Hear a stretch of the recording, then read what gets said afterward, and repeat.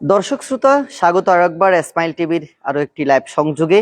আপনারা জানেন আজ এসএসসির দাখিল পরীক্ষার রেজাল্ট প্রকাশিত হয়েছে। রাউজানে মাদ্রাসা পর্যায়ে দাখিল রেজাল্টে 10 নেমেছে, অর্থাৎ পাশের হার আশানুরূপ হয়নি, মাত্র 54% পাশের হার। তবে সবচেয়ে বেশি দুঃখের যে বিষয় সেটি হচ্ছে আমরা এখন যেখানে অবস্থান করছি রাউজান, অর্থাৎ দক্ষিণ রাউজানের পাঁচকাইন মহিউল উলুম দাখিল মাদ্রাসা, যেই মাদ্রাসা থেকে 10 জন শিক্ষার্থী পরীক্ষা দিয়েছিল, 10 জনের মধ্যে একজন পরীক্ষার্থীও পাশ করতে পারেনি, যার কারণে এই পরীক্ষায় রেজাল্টের ফলাফল শূন্য। আমরা মাদ্রাসা এসেছি, মাদ্রাসার সুপারের সাথে কথা বলার চেষ্টা করেছিলাম, কিন্তু তিনি মাদ্রাসায় উপস্থিত নেই। এরপর তাকে একাধিকবার কল দিয়েছি আমরা, তবে তিনি কলেরও কোনো সাড়া দেননি, অর্থাৎ তিনি কল রিসিভ করেননি। আমরা জানি না কেন তিনি কল রিসিভ করেছেন না।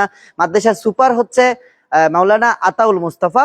আমরা এখানে এসে আরো জানতে পেরেছি তিনি বোয়ালকালীর বাসিন্দা এবং বোয়ালকালীর একজন প্রবীণ আলেম হযরত মাওলানা মরহুম মুফতি ইদ্রিস রেজভী মাদ্দাদিল্লাহুল আলী হুজুরের রাহমাতুল্লাহ তিনি সন্তান, এবং তার সাথে কথা বলার চেষ্টা করেছিলাম আসলে কেন একজন শিক্ষার্থীও পাশ করতে পারেনি 10 জনের মধ্যে, সেই বিষয়টির জন্য আমরা এসেছিলাম। তবে দুঃখজনক যে আমরা কারোর সাথে কথা বলতে পারছি না, এখানে কোনো শিক্ষক বা কোনো শিক্ষার্থী নেই। দর্শক, আমরা আজকে আপনাদেরকে দুপুরের দিকে মাদ্রাসার ফলাফলের একটি বিষয় দেখানোর চেষ্টা করেছিলাম যে স্কুল পর্যায় থেকে মাদ্রাসা পর্যায়ে রাউজানে সবচেয়ে বেশি ফলাফল খারাপ হয়েছে, অর্থাৎ শিক্ষার্থীরা পাশ করতে পারেনি। এর মাঝে আমরা ইসলামিয়া দাখিল মাদ্রাসায় দেখেছি আন্দারমানিকের মাত্র 4 জন পরীক্ষার্থী পাশ করেছে।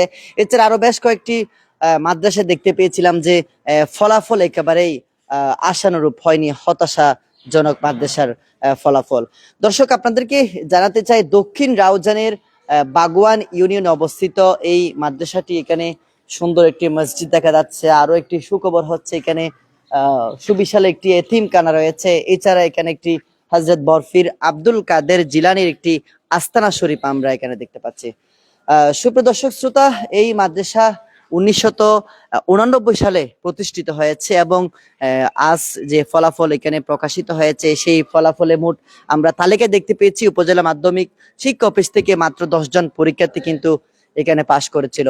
আমাদেরকে রাউজান উপজেলা একাডেমিক সুপারভাইজার অর্থাৎ সজল চন্দ্র চন্দ যে বিষয়টি জানিয়েছিলেন, তারা ফলাফল যখন কালেক্ট করছিলেন, অর্থাৎ রাউজানে যে সকল দাখিল মাদ্রাসা ছিল সেই সকল দাখিল মাদ্রাসার যখন তারা রেজাল্ট সংগ্রহ করছিলেন, তখন এই মাদ্রাসা থেকে একাধিকবার ফোন দিয়েও কিন্তু তারা সাড়া দিচ্ছিলেন না, অর্থাৎ তারা রেজাল্ট জানাচ্ছিলেন না। তারা বলছিলেন যে তারা রেজাল্ট পেতে সমস্যা হচ্ছে, কিন্তু পরে যখন আসলে 10 জন থেকে একজন পরীক্ষার্থী পাশ করতে পারেনি, তখনই আসলে হয়তো তারা যে তাদের যেই ফেল এসেছে সকল শিক্ষার্থী, সেই কারণে সম্ভবত তো আসলে তারা এই রেজাল্ট উপজেলা শিক্ষা অফিসে জানাতে একটু বিলম্ব করছিলেন। আমাকে রাউজান উপজেলার যে উপজেলা একাডেমিক সুপারভাইজার সজল চন্দ্র চন্দ, তিনি তখন আমাকে জানাচ্ছিলেন যে তারা আমাদেরকে রেজাল্ট জানাচ্ছেন না, সেই কারণে তারা আমাদেরকে রেজাল্ট দিতে পারছিলেন, অর্থাৎ একটি মাদ্রাসার রেজাল্টের জন্য তারা আটকে গিয়েছিলেন, পরিপূর্ণ রেজাল্ট প্রকাশ করা যাচ্ছিল না। শেষমেশ আসলে তিনি যখন বারবার ফোন দিচ্ছিলেন, তখন মাদ্রাসা কর্তৃপক্ষ জানিয়েছেন যে তাদের মাদ্রাসায় ফলাফল শূন্য, একজন শিক্ষার্থীও পাশ করতে পারেনি 10 জনের মধ্যে, সেই কারণে তারা সম্ভবত এইখানে রেজাল্টটি দিতে দেরি করেছিলেন। দর্শক, আমরা যেমনটা জানাচ্ছিলাম যে এই মাদ্রাসার সুপার আতাউল মুস্তাফা, তাকে একাধিকবার ফোন করা হয়েছে, কিন্তু তিনি ফোন রিসিভ করছেন না।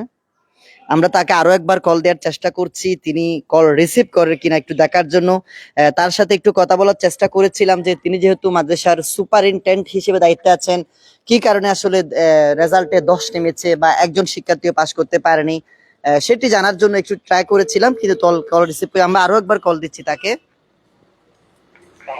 জি, আসসালামু আলাইকুম।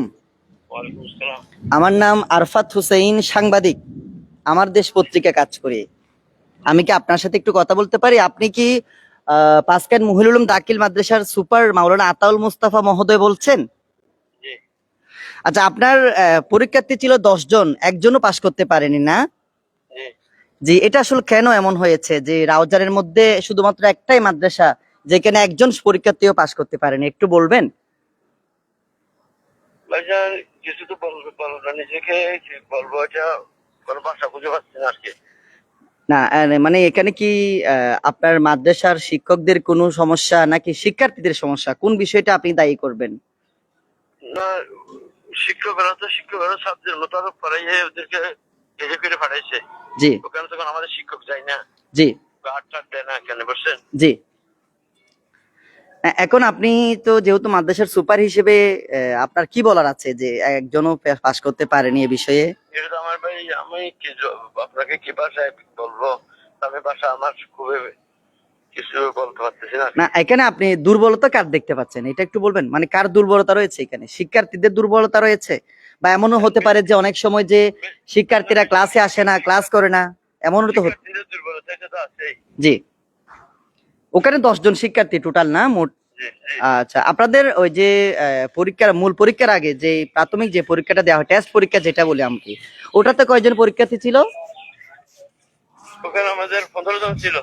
আচ্ছা, 15 জন থেকে 5 জন পরীক্ষা দিতে পারেনি।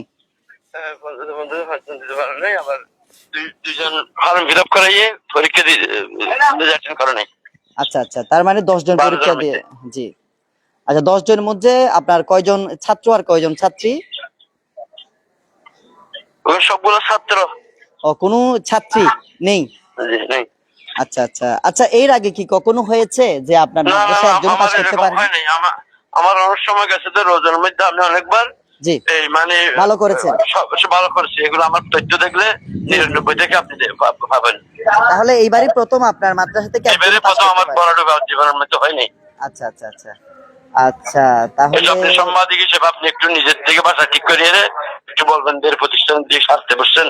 আচ্ছা আচ্ছা আচ্ছা, এটা ভবিষ্যতে কোনো সমস্যা ইনশাআল্লাহ নেই, তো। যেহেতু আপনি মাদ্রাসার একজন সুপার, জি আপনার জি সাথে তো কথা বলতেই হবে, সে কারণে জি, আপনার আমি সাথে কথা প্রতিষ্ঠিত, বলছি। আবার আমি নিজে এখানে গিয়ে প্রতিষ্ঠা করছি। জি, আমি বুঝছেন? আসলে আমি এখন আপনার মাদ্রাসায় আছি।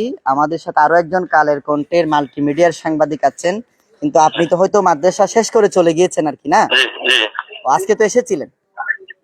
জি আজকে তো এসেছিলেন?